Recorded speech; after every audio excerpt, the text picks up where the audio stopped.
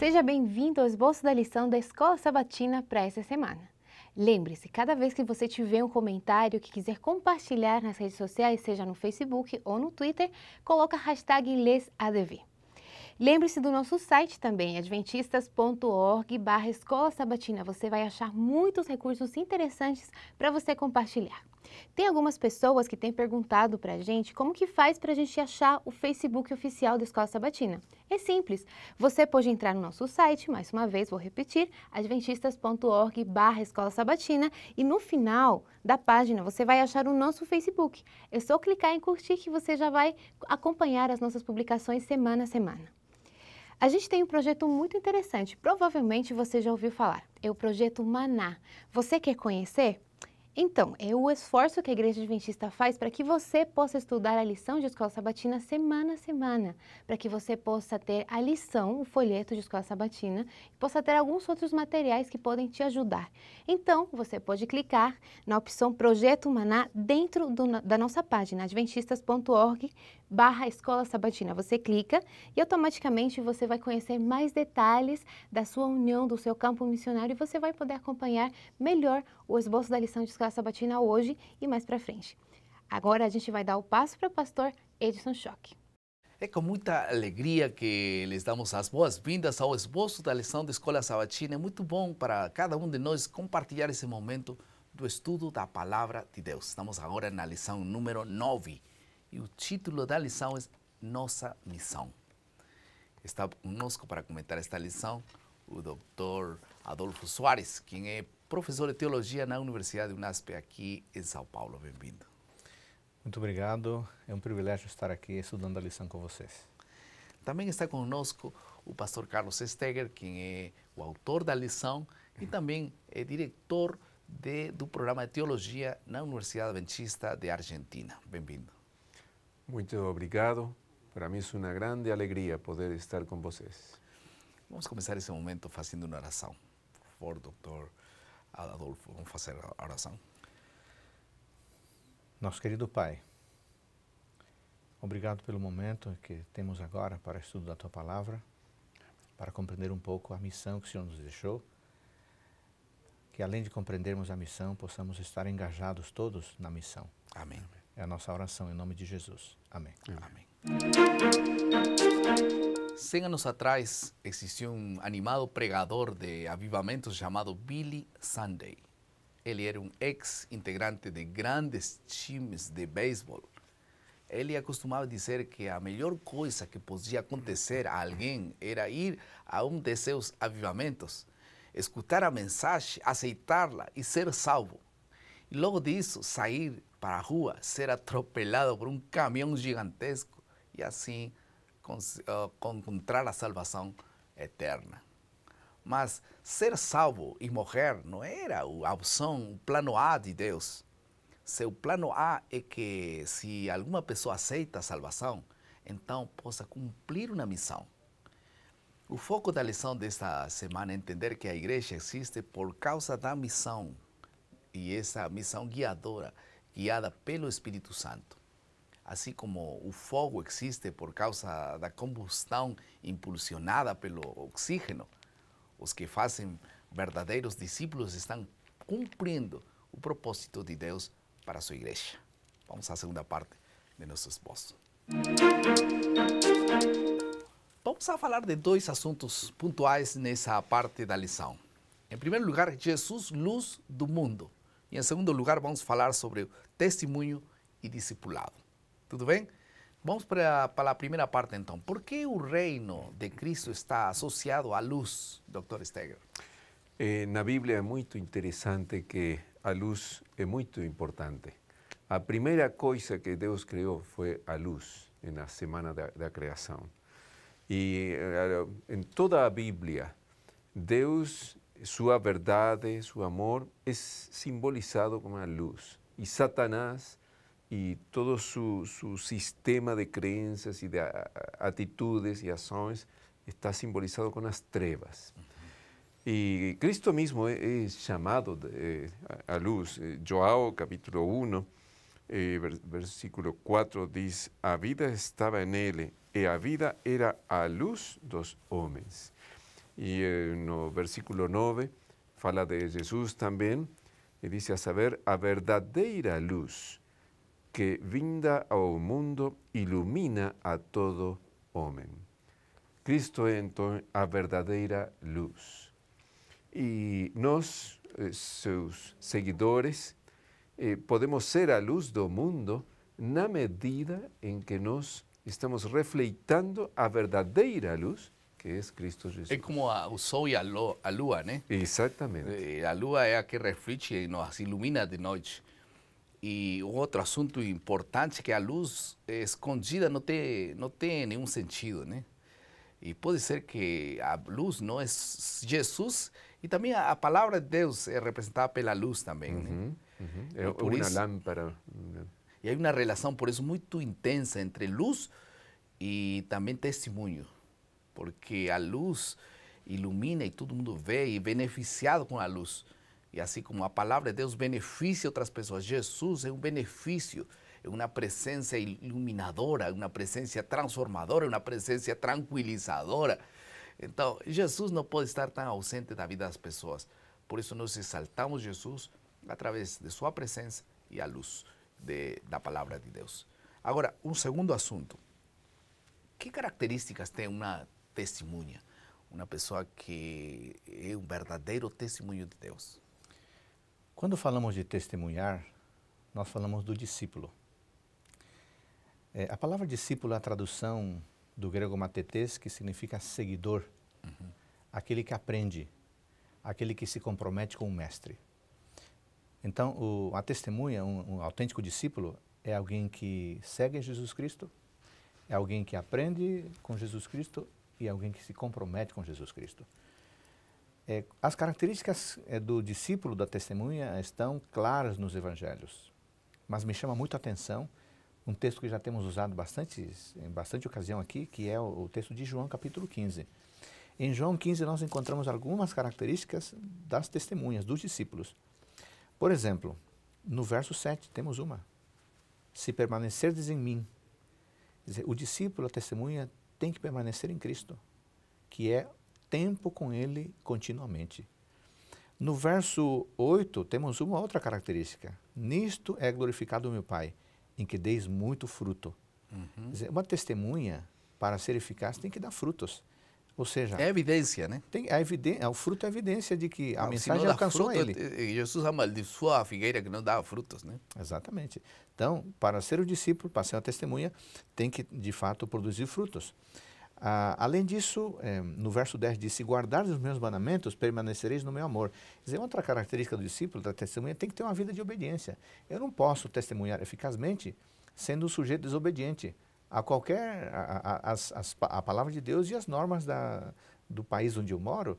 Outra característica do discípulo, no verso 8, nisto é glorificado meu Pai. Por mais bem-sucedido que eu seja no meu testemunho, a glória nunca é para mim. A glória é sempre para Deus. As pessoas têm que ver o meu testemunho e dizer, poxa, né, esse está falando bem de Deus. Outra característica importante no verso 11, tenho-vos dito estas coisas para que meu gozo esteja em vós.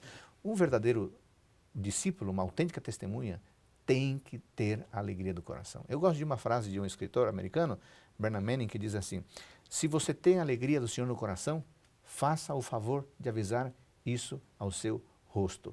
Eu não posso ser uma testemunha com cara fechada. E finalmente uma testemunha, nos versos 12 a 14, meu mandamento é este, que ameis uns aos outros.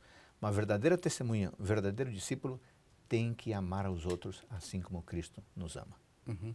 E agora, esses dois grandes elementos no testemunho expressados aqui, estão na lição claramente, tem que ver com fazer discípulos e levar esse evangelho para todo mundo.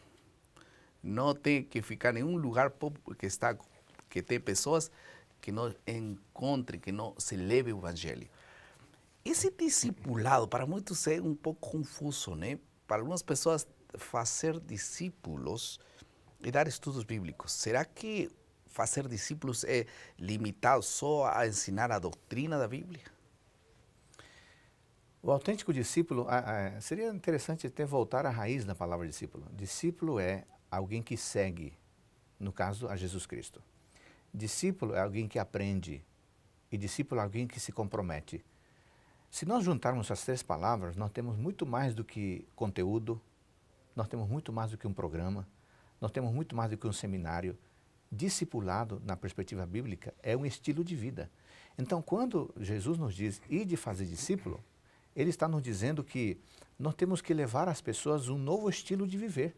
Né? Discipulado, então, leva as pessoas a alterar seu ritmo de vida e a viver como Cristo quer que as pessoas vivam. Ensinar a Bíblia, ensinar as doutrinas, é parte do processo. Inclusive batizar, né?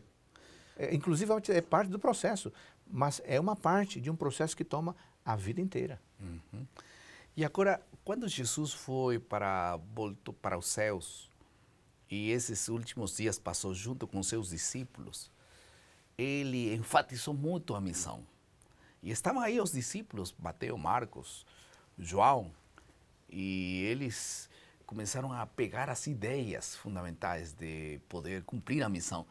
Mas quais foram as perspectivas diversas? Porque nós encontramos que uns pegaram de um jeito, outros pegaram de outro jeito. Por que toda essa diferença, essas diferentes versões acerca das últimas palavras de Jesus antes de ir para o céu, Dr. Steger? Sim, no livro de Atos, no capítulo 1, no versículo 3, dice que Jesus a estos, a los apóstolos, después de ter padecido, se apresentou vivo com muitas provas incontestáveis, aparecendo-lhes durante 40 dias e falando das coisas concernentes ao reino de Deus. Ele apareceu muitas vezes aos discípulos, a los apóstoles, e falou acerca do reino de Deus e da missão. Agora, durante 40 dias, você pode falar muita coisa. Cada um dos apóstoles lembrou ou registrou, melhor dito, em seu evangelho, só uma partezinha daquilo que Jesus falou. Então, Mateus, por exemplo, ele registrou que a missão é fazer discípulos. Ir para fazer discípulos, ensinando e bautizando. Marcos falou de ir por todo o mundo e pregar o evangelho. E Lucas falou de ser testemunhos. E João falou de que somos enviados ao mundo, assim como o Pai enviou a Jesus. Aquele que é enviado vai com um propósito, vai com autoridade, aquele que envia, e vai para cumprir um propósito específico. Para isso foi enviado. Então, quando nós olhamos juntos os 4 evangelhos, nós temos aí a visão integral da missão. A missão não é só fazer discípulos, a missão não é só pregar o evangelho, a missão não é só dar testemunho. Tudo isso junto é ser enviado como Jesus.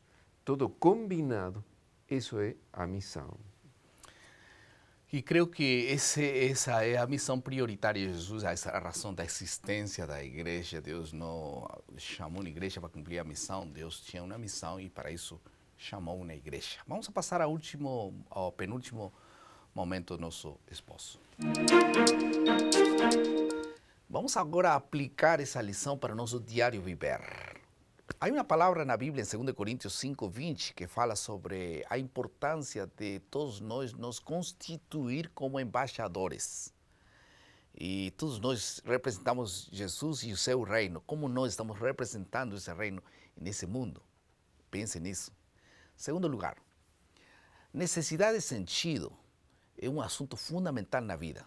Mais profunda que necessidade de comida, ar ou água, é a nossa necessidade de sentido, de saber que nossas vidas valem para alguma coisa. Assim como os Porsches, por exemplo, esses carros famosos, são feitos para correr. Nós fomos feitos para cumprir uma missão. A missão de salvar pessoas do pecado deve ser nossa principal missão como povo de Deus. Que Deus te abençoe, que tua igreja, teu grupo, teu coração, tua família possam entender que nós não temos uma missão para cumprir, nós somos a missão. Nós não pregamos sermões, nós somos uma pregação. Nós sabemos que a palavra de Deus é testemunho, mas você é um testemunho. Deus te abençoe para ser verdadeiro reflexo do que Deus quer para o mundo. Vamos à última parte de nosso esposo. Jesus disse em sua palavra: vocês são o sal da terra. Acontece que o sal não é um fim em si mesmo. Quando foi a última vez que você almoçou ou jantou na casa de alguém e depois de comer você comentou: meu amigo, esse sal está ótimo. Querida, por favor, pede a receita dessa sal. Qual é essa sal? Nós precisamos comprar aquela sal, trocar nossa marca por aquela que eles usaram.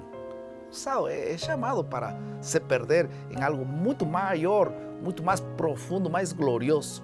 E aí se cumpre sua missão. Podemos optar pela vida aprazível, pela busca de sentimentos positivos.